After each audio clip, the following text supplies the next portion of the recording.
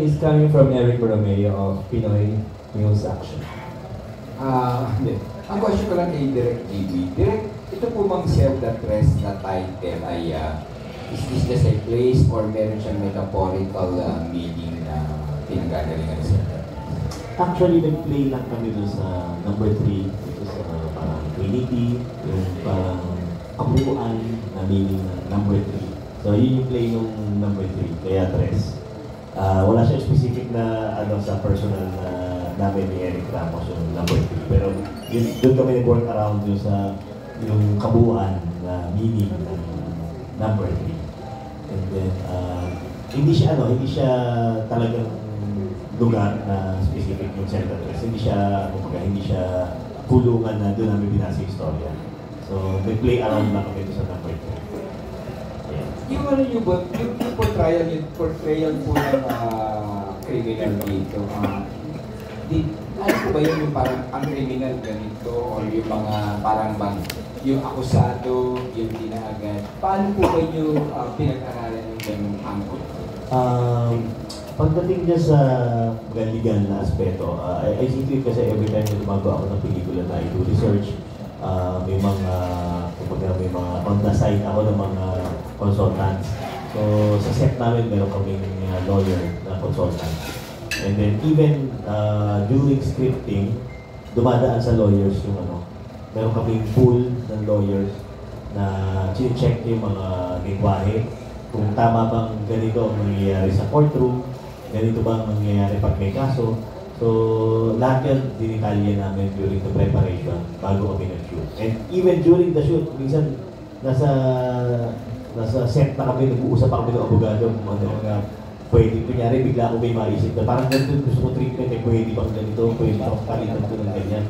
So, nandun nakaalalay sa akin yung consultants namin. Thank you, Direk. Thank you. Thank you, Eric. And for our last question, of course, from Miss Tita Aster Amoy. Tita Aster. Alam mo, hindi ako sanay sa huli. Gusto ko ako yung unang nagtatanong. Una-muna, Direk, I'd like to congratulate kung sino man ang nag-conceptualize ng poster niyo. I love it. Anak ko po. Wow! Ang ganda kasi symbol lang ang ginamit, di ba? Di ba kakaiba siya? Yung aking pangalawang anak na May anak ka na din eh? Wow! Akala ko rin. Congrats. Ang una kong gustong tanungin is si JM. Alam mo, in fairness to you, sobrang husay mo. I'm also a big fan of yours kasi pag napapanood kita sa TV, when you're bad, you're really bad.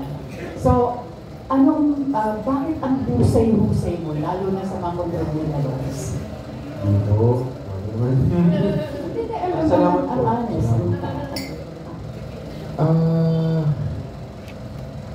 Siguro hindi po hinuhusgahan yung character na binibigay sa akin. Mapabilin, mapabida, mapamaliit man siya na role. Yun yung number 1 ko na hindi ginagawa na mahusgahan siya. Kasi mas na-explore ko siya pag mas naiintindihan ko siya kung bakit na ginagawa yung mga bagay na ginagawa niya sa text, sa script ko. Manilalagyan ko po siya ng backstory. Kamusta ba siya ng pagkabata niya? May trauma ba siya?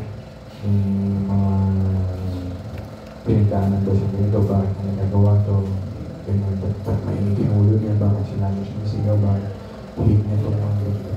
Para lang po may reason po ako na makapitan pag inaarte ko na po siya. Thank you. Sa inyo lahat, una muna si Direk.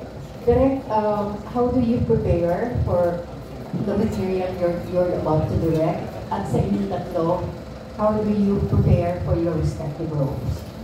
Ayun, kung ano sabi ko kanina, una research, kahit na kunyari, nagkataon lang siguro na karamihan ng mga pelikulang ginagawa ko, ang script kasi doon kasama ko sa pagbuo ng script. Pero even yung kunyari mga teleserye na kunyari, yung script ibibigay na lang sa director. I see to it nag-research ako. Yun ang feeling ko pinaka-importante assignment ng director, yung mag-research At yung mapaniwala ko yung sarili ko na tama yung script. Na may kabuluhan yung script. And lalabas kasi doon sa trabaho ko yun eh. Lalabas yung kung naniniwala ako sa materials ko. So I see to it na yun, may research. And then pagdating naman sa sa actual shoot, I see to it na prepared ako pagdating doon sa mga eksena na pinag-aralan ko naman. Hindi yung sa set ako nag-aaral. So yun, kahit sa mga teleserye nito, gusto ko yun ang pag-aaral na ako. Hindi na ako mahawak ng script pagdating ng set. Pagdating ng set, dapat as much as possible, parang kabisado ko na lahat. Alam ko na yung gagawin ko, alam ko na yung angulo ko.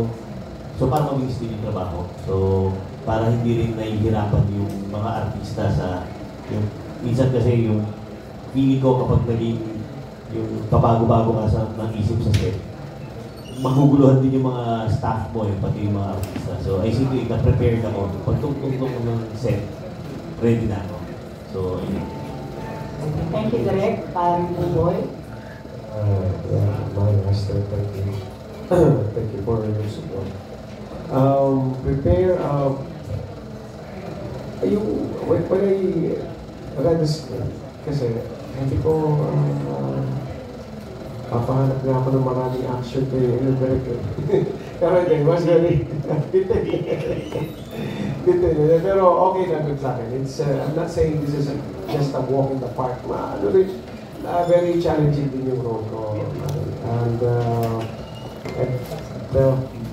my enthusiasm to work with JM and Carla and with other actors, ganun na lang kasi nung in-offer sa akin to, medyo after pandemic, matagal na walang trabaho. So, sabi ko, sige, game na ba? May action pa. So, I jumped into it. I grabbed the opportunity.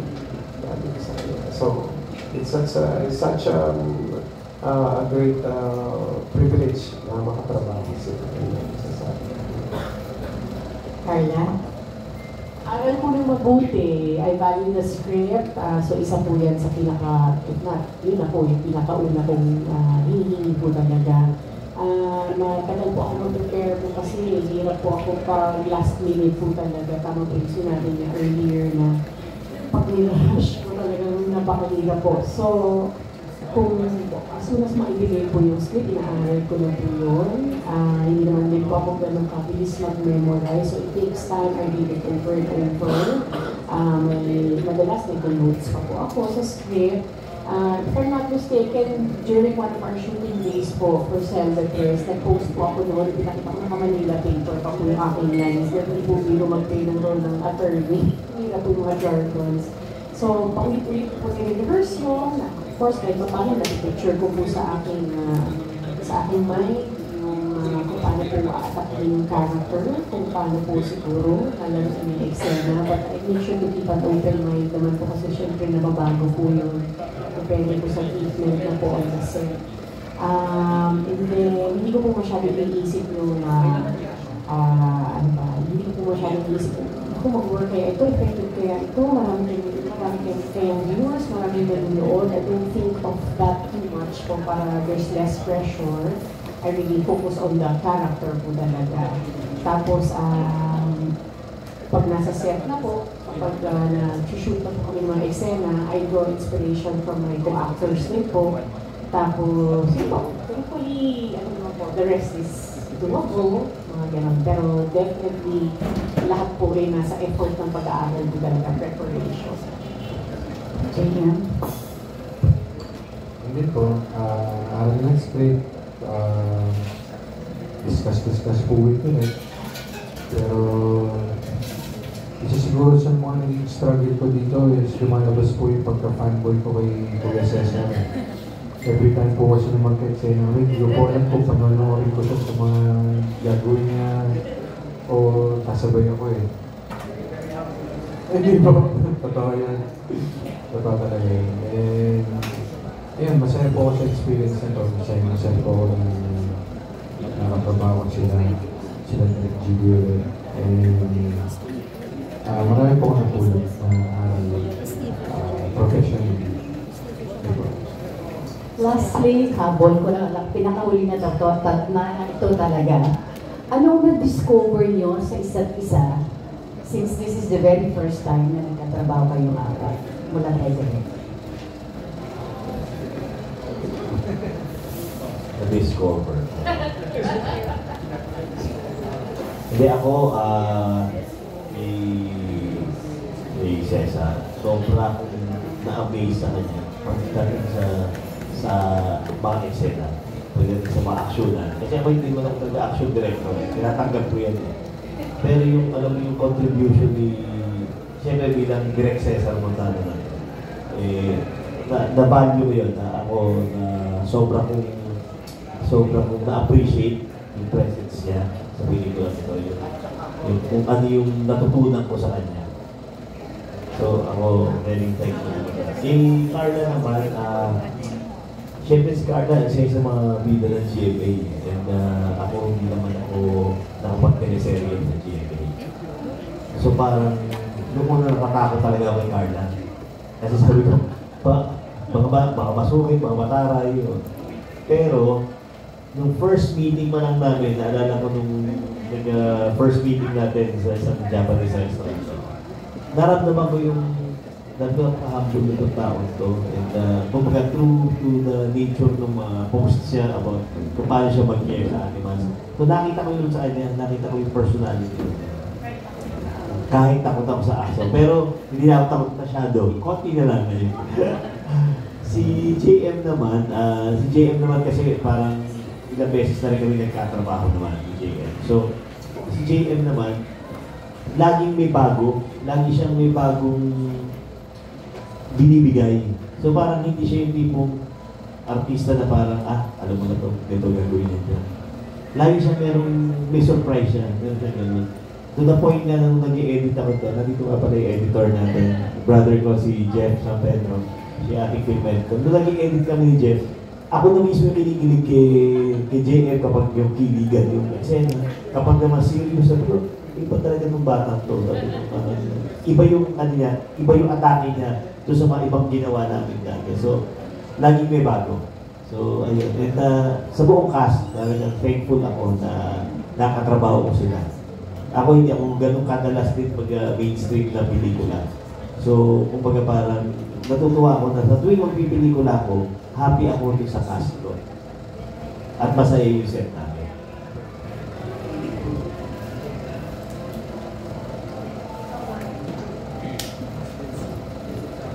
Ako, Discovery. Discovery. Wala lang. Sobrang humble lang po nila. Never ko naramdaman kayo na isa siyang ano ba natin. Legend po talaga si Kuya Ruboy. Hindi ko po yung naramdaman sa kanya sa set. Sobrang bait, sobrang grounded. And with Carla, isa nga siya sa tinitingnan ng leading ladies and GMA. Hindi ko rin po yung naramdaman sa kanya. Sobrang gaan po ang trabaho. And sobrang generous sa mga eksena ko. And I'm really lucky, really happy to be working with them to have worked with them. Discoveries po, kaunti lang naman po, pero hanggang ngayon naaalala ko pa rin po. Mr. Cesar, talagang game, kumaga, dala na yung A-game niya kapag nasa trabaho po. Alam mo, pinaghandaan niya po ng mabuti, na ikaw po yung mag-iiyak, kung sakaling napuloy ka man po, or nakalimutan mo yung line mo. Talagang he is respected for a reason, and he is a legend for a reason. At hindi lang yung aming eksena sa pelikula. Si JM naman po napakatahimik na tao, pero yung pag-ibig po siya, hindi po siya mag-joke. So ngayon naalala ko pa rin yung kahit sobrang serious po na, akala nyo po po iniisip, kasi biglang magbibitaw po ng joke. So may mga ganang moments po siya, may mga discoveries po. Kay Direk po na-discover ko po. Unang-una po yung spelling pala ng San Pedro niya po. Is S-A-N-P-E. Siyempre, sisulat ko, hindi pala San Pedro. San Pedro ba? Mali. So, binago ko yung nakasulat sa cellphone. Yung una yun ang first discovery ko. Tapos po, talagang napakagaan katrabaho nito. Director GD. I'm looking forward na makatrabaho ko ulit siya. Napakagaling, napaka-maayos, malinaw kausap. Importante, malinaw kausap ng director. Carla naman po, akala ko po maganda si Carla. Yung pala po, saksakan ng ganda. Bukod sa napakagaling na artista, tama po sinasabi niya, parang mataran.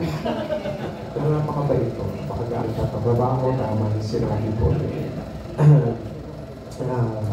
ni JM. Looking mo also forward again to work with her. Sana mas mahaba pang trabaho kami magawa in the future. Si JM naman po, napaka-successful, napaka-galing.